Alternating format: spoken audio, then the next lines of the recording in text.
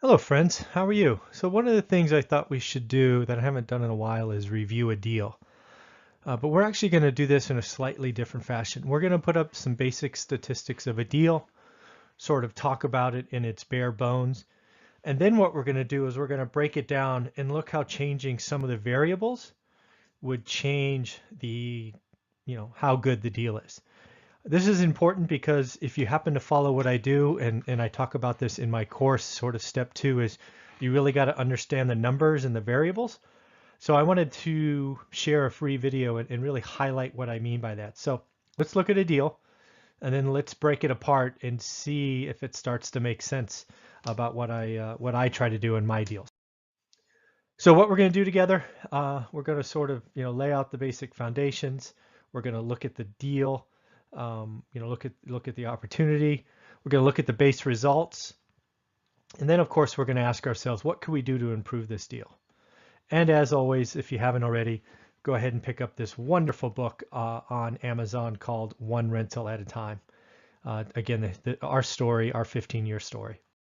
Okay, so first, what are my 2 rules before making an offer? I put a lot of videos out. A lot of them kind of maybe seem a little repetitive, but I do kind of think that new investors need to be able to answer 2 questions before they start. I have put this video or put out videos on YouTube here for free that sort of talk about it. It's obviously going to be a part of any course you do with me, but again, those 2 rules are: first, you have to do your homework, right? You shouldn't rely on others to tell you what the variables are, what price points are, anything of that nature. You should at least have a base understanding of what a bad, average, good, and great deals are in your market of choice, whether it's your backyard or out of state. And then you have to know your buying criteria, right? What do I consider to be a good deal for me?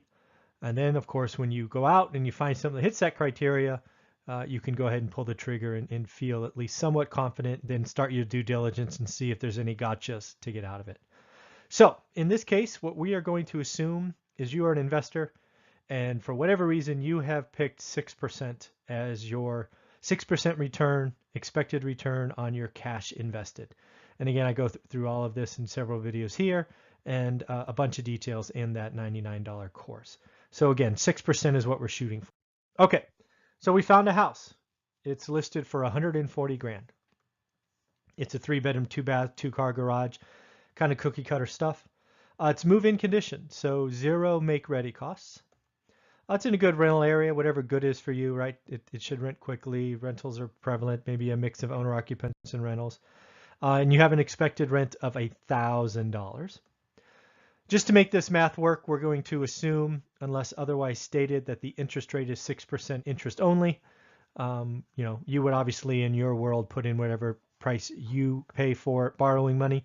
I had to assume something, so I chose 6% interest only. We're going to assume 20% down. You've been pre-approved, or you have, whatever it is to get that done. So in this case, 20% of 140 grand is 28,000. And we're going to assume $2,000 in closing costs for a total out-of-pocket of $30,000. Hopefully that makes sense. Again, basic house, move-in condition, so no repairs. We have our rents, we have our cost of mortgage, we know what we got to put down, and then there's some closing costs. So what does that look like? Well, again, try to take my spreadsheet, put it in PowerPoint, doesn't translate well. But here's the basics, right? It's a single family home, 140 grand. There's your down payment. We have no repair costs. We have $2,000 in closing costs. So our total cash is $30,000. Our mortgage payment is $560, again, 6%. Debt ratio for insurance and taxes, property management, utilities, it's a house. All those go on the tenant, so it's 0. We have a reserve for expenses, vacancies, evictions, all of that. We have a total expense per month of $935. We have a expected monthly rent of $1,000, which produces $65 in monthly cash flow, or $780. Drum roll, please. This gives you a 3% return on cash. I always call this yield. So in most cases, because we've already established that we want 6%, we walk away from this deal, right? Well, what if we offered 125 grand instead of 140? Everything else stayed the same. the yield goes from 3% to 6%. What if we found a way to convert one of the extra rooms, like maybe there was a family room and living room connected, and you took one of them and created a new bedroom, and you upped the rent from $1,000 to $1,150? Oh, the yield goes to 7%. What if you had been able to negotiate, or maybe rates dropped like they just did, and instead of paying 6% interest only, you're able to pay 5% interest only? Well, yield goes to 6%. What if you got all three? So what I mean by that is, what if you paid $125 instead of $140? What if you got $1,150 instead of $1,000? And what if you borrowed at 5% instead of 6%? Well, guess what? Your yield goes all the way up to 15%. 1-5. Again, the key is to understand which variables you can play with. You need to do your own homework. You need to understand how these ratios kind of tweak. So I thought I would just put that all out here again in that same spreadsheet. So first row is the original, right, with the 3%. The second one is the one if we lowered the price. Again, everything else stayed the same. So 20% down, same closing costs, same mortgage rate, all of that. Bumped it to 6.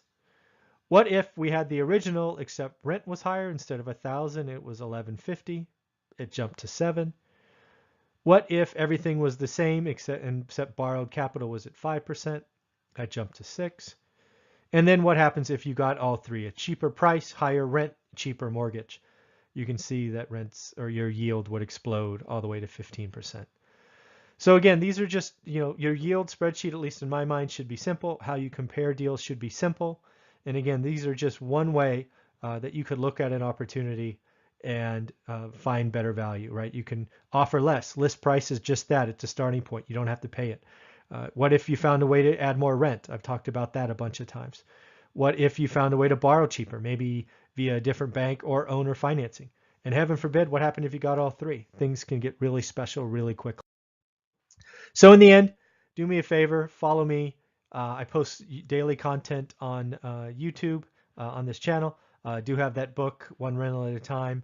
If you haven't, you want to be inspired and get some confidence, that's what that book's all about. And then, of course, I have my free, 100% free course, as well as that more in-depth $99 course available on Teachable. And, of course, everything I do is one rental at a time. All right, have a great day. Thanks for watching, and, of course, do me a favor and hit subscribe. Share this channel with others. Hit that like button, and, as always, leave a comment. If you have a question, please leave it. I will add it to the subscriber questions, which is a part of this channel. Have a great day.